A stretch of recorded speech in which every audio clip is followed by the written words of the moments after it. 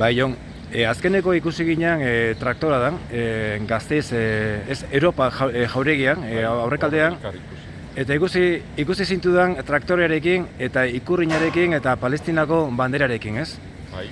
Eta galdera izango litzateke, pentsatzen duzu, lehen sektoreak azkenean beste mugimenduakin eta beste reibindikazioekin bat egin behar duela? Bai, dudik ez. Osea, azkenean sartzen gara mobilizazioetan eta gu ditugun problemak azalarazteko, ez da.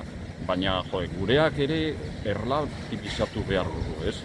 Munduan zehar ikusten dugun egoerak edo gureak, baina askozaz, nola esan, gordinagoak dira.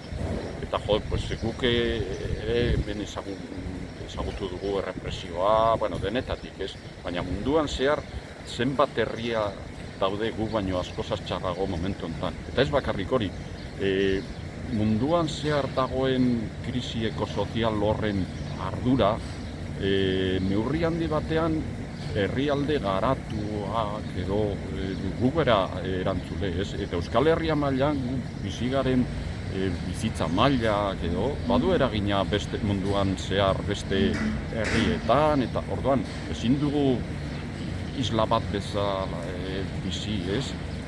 Orduan, nik uste dut, borroka guztiak, ez guztiak, baina onartu behar dugu beste munduan zehar badaudela beste borrokak ere kontuan hartu behar ditugunak. Abestiak esaten duen bezala, denok ala inorkez, dena ala zerrez.